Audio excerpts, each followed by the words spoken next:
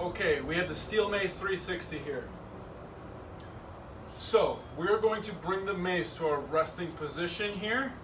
Notice where the mace is. I have it basically resting at my navel and my hands are together here. They're not apart, they are together. If the length of the mace is too difficult, then bring your hands up but keep them together. Also, as a rule of thumb, whatever hand's on top, going over the opposite shoulder to start is usually a bit easier, but once you get good and get some reps in, it really doesn't matter either way. So, we are going to start by letting the mace fall this way, like we're putting on a seatbelt, or we're at 10 to 2, crisscross with the mace. Notice that my opposite hip, opposite shoulder.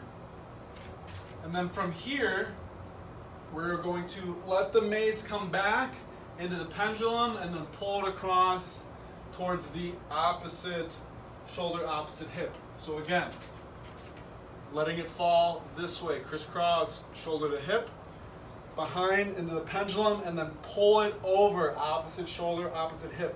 Notice my hands are literally at touching my hip, and then it evens out. So we let it fall. Go back, pendulum, and then pull it over. Pull the carpet out, pull those hands towards the hip.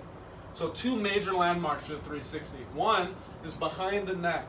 So once I get back here to this rear posterior position, my hands are literally at the base of my neck.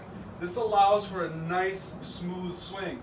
If you get too tall, notice how my elbows and my forearms aren't at the same angle. So from here, it's not a nice, smooth swing. You're gonna muscle it through more, it's not fluid, and that's gonna put a lot more strain on your elbows.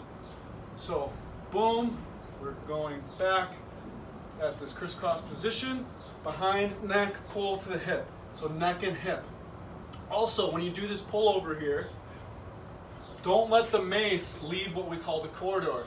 If you get out here, especially when it gets some acceleration, it's gonna be really hard to stay nice and flow and nice and smooth because you're leaving your control zone. Out here, this is not good fluid control. This is how you're going to start to lose control of the mace once we get out here.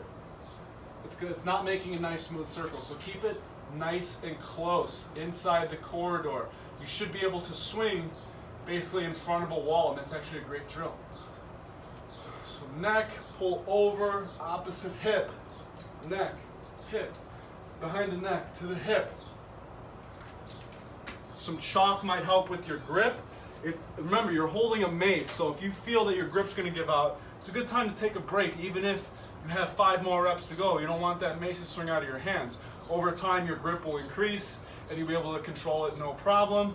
Remember those 2 landmarks behind the neck and pull over to the hip. You got this.